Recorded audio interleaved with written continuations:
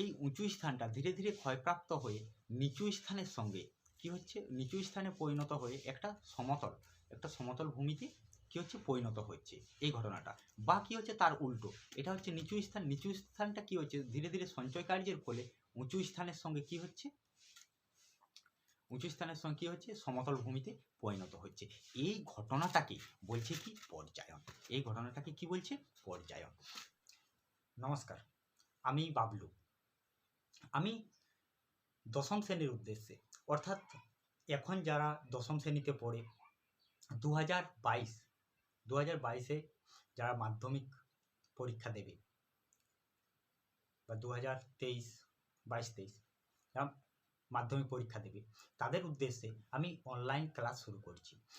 এই ক্লাসটি হবে বা এই ক্লাসগুলি হবে ডেমো ভিত্তিক, অর্থাৎ কোনো জিনিস আমরা পড়ে যতটা না বুঝতে পারি, যদি প্র্যাকটিক্যালি সেই রকম উদাহরণ দিয়ে বা প্র্যাকটিক্যালি সেই রকম অবজেক্ট দিয়ে আমরা যদি জিনিসটাকে আয়ত্ত করার চেষ্টা করি, তাহলে আমরা সহজেই বুঝতে পারবো।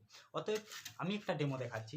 যেমন এটা যদি ভূপৃষ্ঠ হয়, এখানে বিভিন্ন বাইরের শক্তি ক্রিয়া করে, তাহলে এটা ভূপৃষ্ঠ হলো। আমরা 3D ডায়াগ্রাম বা যে কোনো একটা অবজেক্টের সাহায্যে আমরা যদি বলি যে বাইরের শক্তি ক্রিয়া করছে, ঠিক আছে, তার ফলে ভূমিরূপ দেখো এখানে গর্তর মতো হয়ে গেল এই জায়গাটা, ঠিক আছে।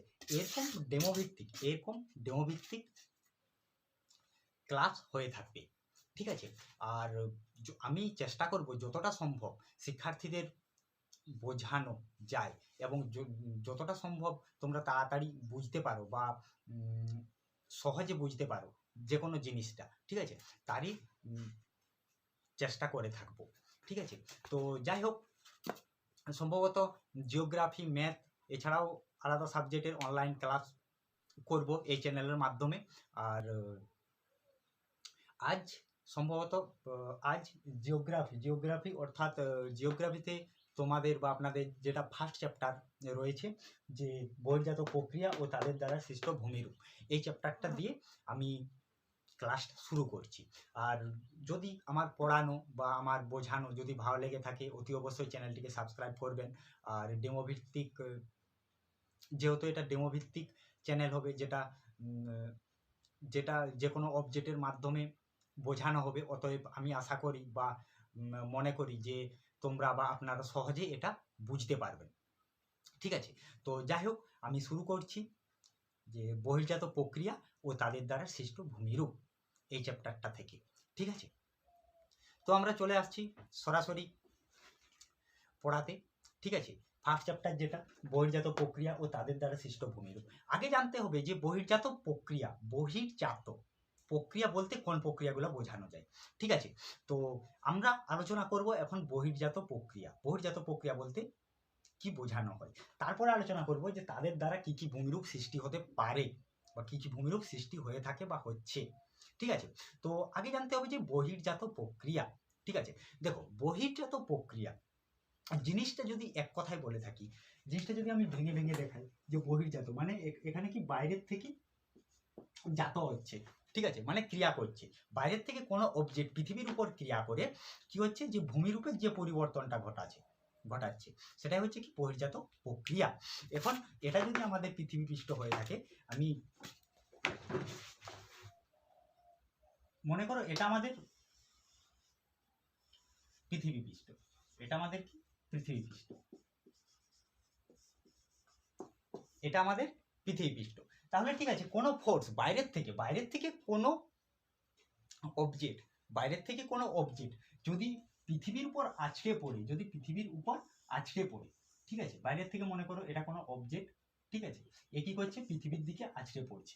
পৃথিবীর দিকে আছড়ে পড়ার পর যে পৃথিবীর যে ক্ষয়ক্ষতি হলো বা তার প্রভাবে পৃথিবী যে ক্ষতিগ্রস্ত হলো অর্থাৎ পৃথিবীর যে ভূমিরূপের আগে আমাদের এটা ছিল, এখন ওটা ভেঙে গিয়ে কি হলো, এরকম ভাবে ভূমিরূপের পরিবর্তন হলো। তাহলে কি হচ্ছে, যে বাইরের থেকে কোনো বল বা শক্তি যদি পৃথিবীর উপর ক্রিয়া করে, বাইরের থেকে কোনো বল বা শক্তি যদি পৃথিবীর উপর ক্রিয়া বিবর্তন ঘটায়, ঠিক আছে, সেটাই হচ্ছে কি বহির্জাত প্রক্রিয়া। অর্থাৎ বাইরের থেকে আগত। আর বোঝানোর উদ্দেশ্যে এটা যদি আমাদের পৃথিবী পৃষ্ঠ হয়ে থাকে, এটা যদি মনে করো এটা আমাদের হচ্ছে যে পৃথিবী পৃষ্ঠ বা হচ্ছে ভূমিরূপ, ঠিক আছে, এখানে কোনো বল বাইরের থেকে কোনো ফোর্স ক্রিয়া করছে, ঠিক আছে, কন্টিনিউ ক্রিয়া করে যাচ্ছে, ঠিক আছে। তারপরে আমাদের এই মসৃণটা কি হয়ে যাচ্ছে দেখো, এবড়ো খেবড়ো হয়ে গেছে এবং গর্তের সৃষ্টি হয়েছে, ঠিক আছে। তো যাই হোক, এই ফোর্সটাকে বাইরের থেকে এই ফোর্সটা ক্রিয়ার ফলে ভূপৃষ্ঠের যে পরিবর্তন হলো, ঠিক আছে, সেটাই হচ্ছে কি বহির্জাত প্রক্রিয়ার দ্বারা সৃষ্ট ভূমিরূপ। আর বাইরের থেকে যে ফোর্সটা ক্রিয়া করছে এই ফোর্সটাকে বলছে কি বহির্জাত প্রক্রিয়া, ঠিক আছে। আশা করি বুঝতে পেরেছ। নেক্সট আসছি যে অংশগ্রহণকারী শক্তি, তাহলে কি হলো বহির্জাত প্রক্রিয়া আমরা কাকে বলে বা কি জিনিসটা কি এই সম্পর্কে আমাদের ধারণা জন্মে গেল। আবার এবারে আমরা নেক্সট আসছি কি অংশগ্রহণকারী শক্তি, তাহলে কোন কোন শক্তিগুলা বহির্জাত প্রক্রিয়ার মাধ্যমে অংশগ্রহণ করতে পারে বা বহির্জাত প্রক্রিয়ার মধ্যে প্রক্রিয়ায় অংশগ্রহণ করে থাকে, কোন প্রাকৃতিক শক্তিগুলো যেগুলো আমরা সচরাচর দেখতে পাই বা ঘটে থাকে সেগুলোই হবে। যেমন হচ্ছে কি নদী তার প্রবল জলরাশির মাধ্যমে, মাধ্যমে ভূপৃষ্ঠকে ক্ষয় করে থাকে, ঠিক আছে। আবার কি হবে হিমবাহ জিনিসটা নেক্সটে আলোচনা করব ডিটেলসে। তো হিমবাহ হচ্ছে কি মোটামুটি একটা ধারণা জেনে রাখো, যেমন হচ্ছে কোনো খালের মধ্য দিয়ে কি প্রবাহিত হয়, জল প্রবাহিত হয়, ঠিক আছে। তাহলে কি হচ্ছে হিমবাহ হচ্ছে একটা খাল যেটার মধ্য দিয়ে কি প্রবাহিত হচ্ছে, বরফ প্রবাহিত হচ্ছে, ব্যাস এক কথায় হিমবাহ বোঝা গেল। তাহলে কি হচ্ছে নদী হচ্ছে, হিমবাহ হচ্ছে, আর কি হচ্ছে বায়ু হচ্ছে, সমুদ্র তরঙ্গ হচ্ছে, ঠিক আছে, সূর্যতাপ হচ্ছে, এগুলো বিভিন্ন শক্তিগুলো আমাদের কি বহির্জাত প্রক্রিয়ায় অংশগ্রহণ করে ভূপৃষ্ঠকে তছনছ করে পরিবর্তন ঘটিয়ে থাকে আর কি। তো বোঝা গেল আশা করি। তো নেক্সট তারপরে আসছে কি যে প্রকৃতি বলতে এখানে কি বোঝানো যায়। প্রকৃতি মানে বহির্জাত প্রক্রিয়ায় মাধ্যমে আমাদের পৃথিবীর ভূপৃষ্ঠের যে পরিবর্তন ঘটাচ্ছে, ঠিক আছে, ওর প্রকৃতিটা কেমন, ওর ধরনটা কেমন, ঠিক আছে।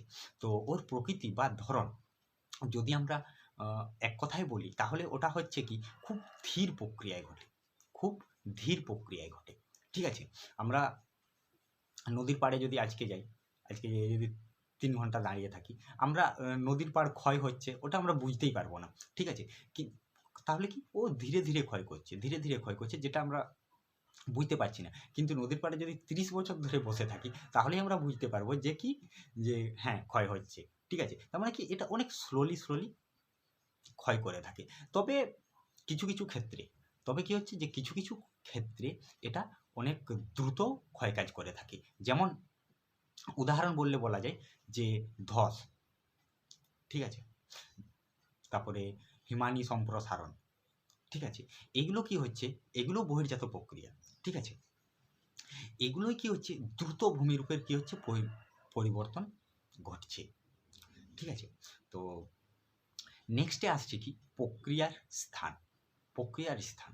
তাহলে কি হচ্ছে বাইরের শক্তিগুলা পৃথিবীর ভূপৃষ্ঠের উপর, কি হচ্ছে পৃথিবীর ভূপৃষ্ঠের উপর ক্রিয়া করছে, ঠিক আছে। তো ভূপৃষ্ঠ বলতে কতটা জায়গা জুড়ে বা কতটা কিরকম বা এর কোন জায়গায় ঠিক ক্রিয়া করছে, ঠিক আছে।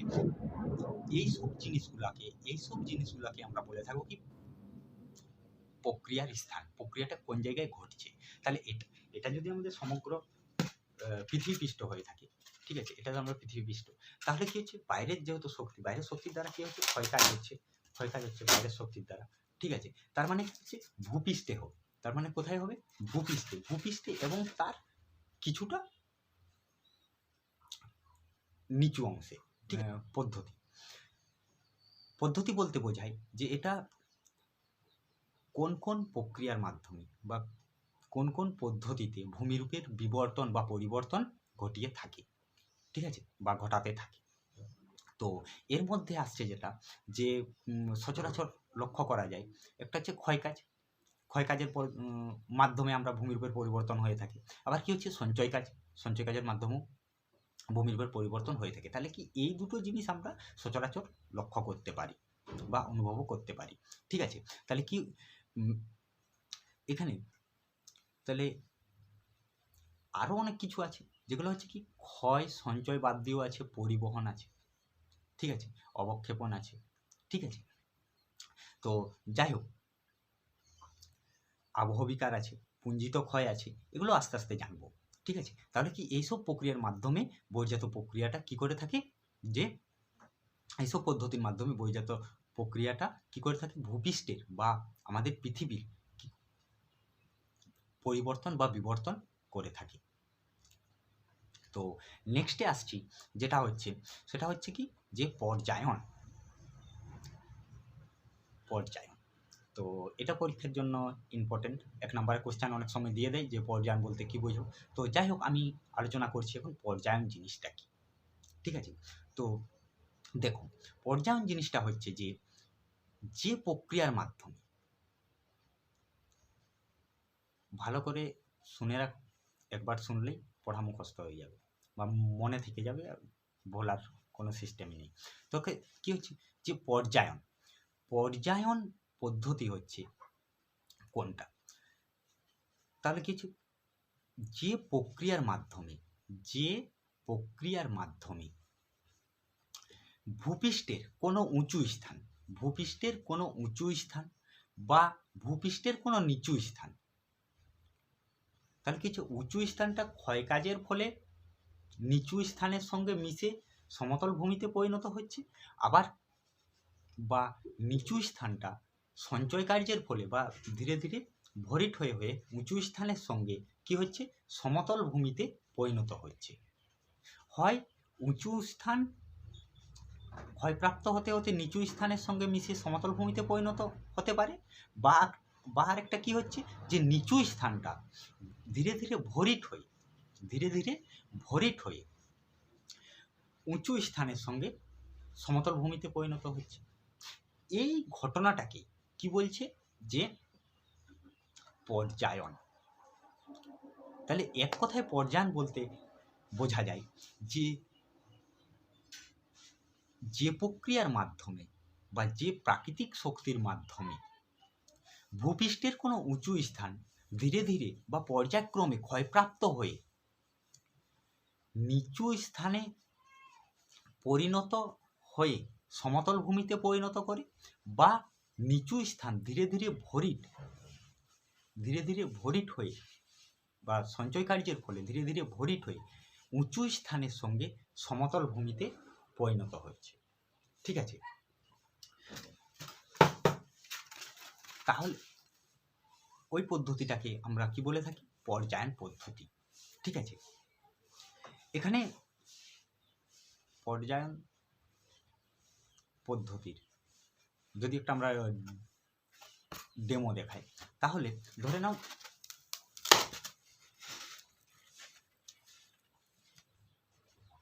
এটা হচ্ছে উঁচু স্থান, এটা হচ্ছে নিচু স্থান। কি হচ্ছে, উঁচু স্থানটা ধীরে ধীরে, এটা হচ্ছে নিচু স্থান, এটা হচ্ছে উঁচু স্থান। তাহলে কি হচ্ছে যে এই উঁচু স্থানটা ধীরে ধীরে ক্ষয়প্রাপ্ত হয়ে নিচু স্থানের সঙ্গে কি হচ্ছে, নিচু স্থানে পরিণত হয়ে একটা সমতল ভূমিতে কি হচ্ছে পরিণত হচ্ছে, এই ঘটনাটা। বা কি হচ্ছে তার উল্টো, এটা হচ্ছে নিচু স্থানটা কি হচ্ছে ধীরে ধীরে সঞ্চয় কার্যের ফলে উঁচু স্থানের সঙ্গে কি হচ্ছে সমতল ভূমিতে পরিণত হচ্ছে। এই ঘটনাটাকে বলছে কি, পর্যায়ন। এই ঘটনাটাকে কি বলছে, পর্যায়ন। তো ঠিক আছে, আশা করি পর্যায়ন বুঝতে পেরেছো। নেক্সট আমি চলে আসছি যে পর্যায়নের ভাগ। পর্যায়ন দুটো পদ্ধতিতে হয়ে থাকে। কটি পদ্ধতিতে? দুটো পদ্ধতিতে পর্যায়ন ঘটে থাকে। একটা হচ্ছে কি যে আবরোহণ, আরেকটা হচ্ছে কি আরোহণ, ঠিক আছে। তাহলে পর্যায়নকে আমরা যদি ভাগ করি, পর্যায়ন পদ্ধতিটা যদি আমরা ভাগ করি, পর্যায়ন কি হচ্ছে যে দুটো পদ্ধতিতে ঘটে থাকছে, ঠিক আছে। একটা হচ্ছে কি আবরোহণ, আরেকটা হচ্ছে কি আরোহণ।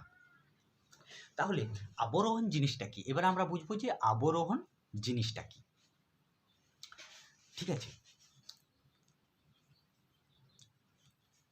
আবরোহণ জিনিসটা হচ্ছে যে ভূপৃষ্ঠের কোনো উঁচু ভাগ ধীরে ধীরে ক্ষয়প্রাপ্ত হয়ে, এটা ভূপৃষ্ঠের এই ভাগটা মনে করো উঁচু, তাহলে কি ভূপৃষ্ঠের কোনো উঁচু ভাগ ধীরে ধীরে ক্ষয়প্রাপ্ত হয়ে নিচু ভাগে পরিণত হলে, ঠিক আছে, ভূপৃষ্ঠের কোনো উঁচু ভাগ ধীরে ধীরে ক্ষয়প্রাপ্ত হয়ে কি হচ্ছে নিচু ভাগে পরিণত হলে বা নিচু ভূমিতে পরিণত হলে, ঠিক আছে, সেটা হচ্ছে কি আবরোহণ। ঠিক আছে, এবং তার উল্টোটা হচ্ছে কি আরোহণ বলতে কোনটা বোঝায় যে ভূপৃষ্ঠের কোনো নিচু অংশ বিভিন্ন প্রাকৃতিক শক্তির দ্বারা সঞ্চয় কার্যের ফলে ধীরে ধীরে উচ্চ ভূমিতে বা সমতল ভূমিতে পরিণত হলে তখন তাকে আমরা কি বলবো আরোহণ। তখন ওই প্রক্রিয়াটাকে আমরা কি বলে থাকি যে এই ভূমিরূপের এইখানটায় আরোহণ ঘটেছে। ঠিক আছে, বোঝা গেল? তো নেক্সট আসছে কি নদী। যেহেতু নদী, তাহলে এখান থেকে আমাদের কোন কোন কোশ্চেনগুলো পড়তে হবে? এক নম্বর হচ্ছে কি বহির্জাত প্রক্রিয়া সংজ্ঞা বা কাকে বলে। ঠিক আছে, নেক্সট আসছে কি বহির্জাত প্রক্রিয়া কোথায় ক্রিয়া করে, বহির্জাত প্রক্রিয়াটা কোথায় ক্রিয়া করছে। ঠিক আছে, তারপর নেক্সট হচ্ছে যে পর্যায়ন কি। ঠিক আছে, এই তিনটি কোশ্চেন। আর হচ্ছে কি বহির্জাত প্রক্রিয়ায় কোন কোন শক্তিগুলি দায়ী, বহির্জাত প্রক্রিয়ায় অংশগ্রহণ করে আর কি, কোন কোন শক্তিগুলি অংশগ্রহণ করে। ব্যাস এই কটা জিনিস, এই কোশ্চেনগুলো আমাদেরকে কি করতে হবে পরীক্ষার জন্য পড়ে রাখতে হবে এবং জানার জন্য জেনে রাখতে হবে। ঠিক আছে, নেক্সট ক্লাসে আমরা নদী সম্পর্কে আলোচনা করব। আজ এখান পর্যন্তই। আর আমার বোঝানোটা আপনাদের বা তোমাদের যদি ভালো লেগে থাকে তাহলে অবশ্যই চ্যানেলটিকে সাবস্ক্রাইব করবেন। আমি নেক্সট ক্লাসে নদী সম্পর্কে আলোচনা করব। আর চেষ্টা করব যে নদীতে যে সমস্ত কাজগুলো ঘটে থাকে বা নদীর সম্পর্কে যেটা ধারণা ওর পারফেক্টলি একটি ভিডিও বানাতে, যেটা দেখে তোমাদের নদী সম্পর্কে অনেকটাই বেশি বা মানে ধারণা উৎপত্তি হতে পারে। ঠিক আছে, আর নদী আজকে এই পর্যন্ত।